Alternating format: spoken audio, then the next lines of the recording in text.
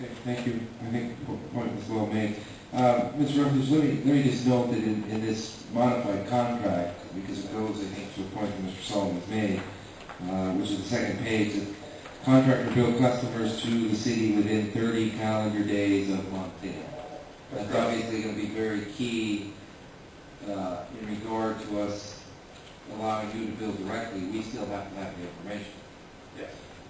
Yeah, I think allowing the billing to be by the contract is going to be quite a benefit to the customer.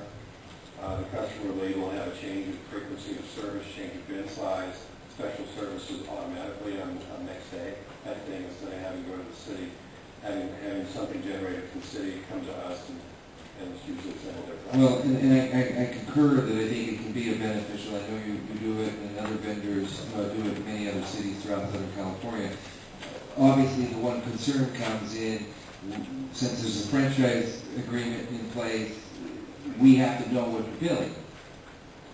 I mean, that's why that 30-day report is very clear, and just in light of Mr. Solomon's thing, I appreciate the fact that you're going to take care of it, but obviously that raises a little bit of a red flag. If we're not getting a report, then this contract makes a huge difference if we're not getting that report. I will commit to that, and you'll have all the reports within 7 days, and I will also ask your staff if for some reason you are not getting reports on a monthly basis, align the contract. Very good. And I would like to be informed. Thank you. Yes, I think I appreciate that, and what concerns me a little bit is that if in fact it's only a matter of hitting print on some screen, and staff has been having difficulty getting that from your subordinates, and obviously someone should have had the ability to get that done. I'm just a bit concerned that we may not have a systematic communication breakdown somewhere that perhaps a top management we can deal with, and for this not to become a habitual.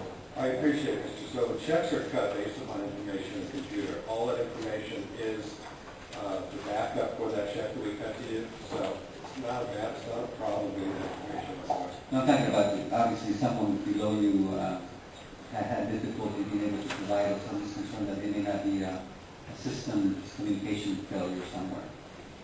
Thank you. Without further discussion, ballot, please. Motion carried, 5-0. Okay, we're going to take about an 8-10 minute break. We'll come back with item 11. Oh, I'm sorry, we'll come back to public comment and then item 11. We'll go to public comment. Do you have anyone who'd like to come to this council this time? And call city staff. Okay, we'll move right into item 11. This is discussion necessary action regarding the issuance of the City of El Centro Community Facilities District number 2007-1 Legacy Ranch Special Tax Bonds 2008 series. Ms. Delphine. Yes, back in March of 2007, Council approved a resolution accepting an application for CFD formation from OC Homes for the Legacy Ranch subdivision, a subdivision of 143 homes. The purpose of the CFD is to obtain reimbursement for approximately $1.3 million of the $2.5 million paid to the city in miscellaneous fees. As of June 20 of 2007, a public hearing was held and Council would approve the establishment of the CFD number 2007-1, which called the Legacy Ranch. Since then, the appraisal has been completed and the market value of the CFD is estimated to be $27 million. Before you, for your consideration and review, is a resolution authorizing the issuance of Special Tax Bond Series 2008 for the El Centro CFD, Legacy Ranch, and the related documents, fiscal agent agreement, the continuing disclosure agreement, the purchase contract, and the official statement.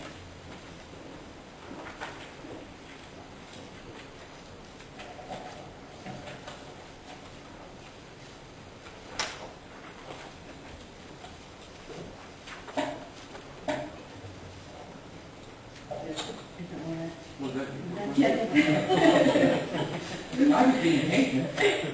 Okay, can you point me to the page where we talked specifically about the cost per house? The cost of, what was that For now? the typical home.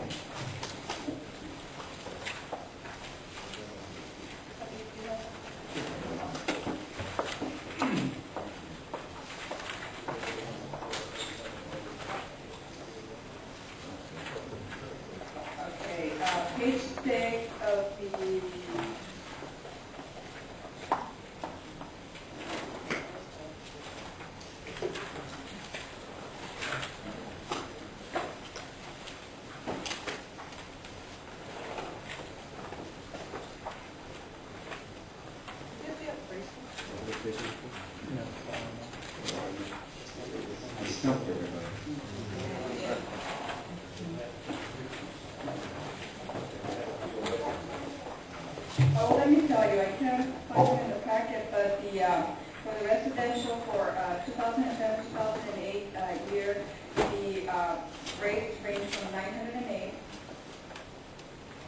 567, to 908. About page 15. The assigned special tax rates for. Oh, there you go. Okay.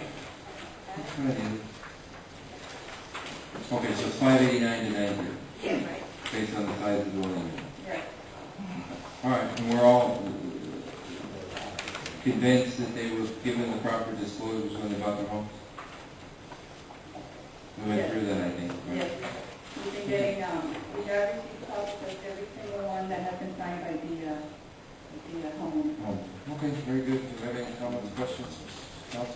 Members? Okay. I have one question.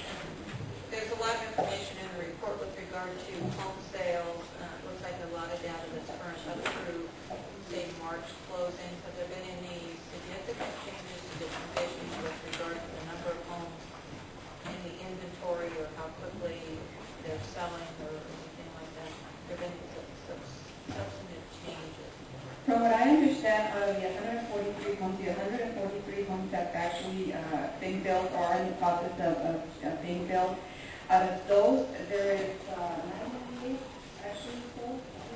I have the exact numbers. It was in the appraisal report. My name is Steve Isaac with William Financial Special Tax Consultant. Came up with the rates to make sure all of them add up correctly.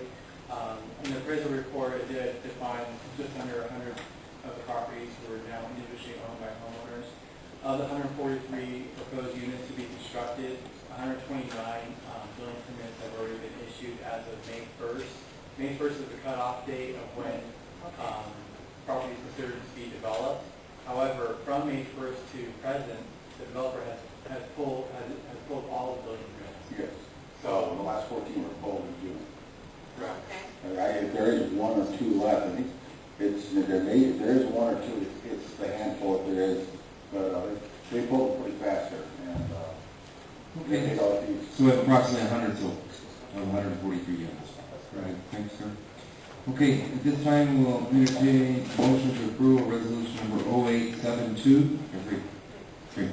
Resolution City Council, City of El Centro authorizing the issuance of the City of El Centro Community Facilities District number 2007-1 Legacy Ranch Special Tax Bond 2008 Series and the execution delivery of fiscal agent agreement, a continuing disclosure agreement, a purchase contract, an official statement, and approving a preliminary official statement in connection therewith. So moved. Second. Motion by Centro, second by Walker. Ballot is Motion carried. thank you. Okay, thank you guys. Weren't you glad you had a nice trip to the desert? It's nice to see you guys. I enjoyed it. Thank you. It counts. Already been to Arizona. Okay, at this time, item 12 was full. Item 13, this is an approved agreement for administrative services between the City of El Centro and the El Centro Downtown Inc. to provide administrative services related to the implementation of the El Centro Downtown Business Improvement District. Ms. Gailey. Good evening, Honorable Mayor, members of the City Council. The item before you has actually been an item that has been discussed by the bid board since the inception of the bid, which is back in 2004. However, due to changes in boards and different priorities at the time, the agreement did not materialize at the time. However, the current bid board is very much interested, along with city staff, in entering into this administrative services agreement to provide them the opportunity to basically monitor and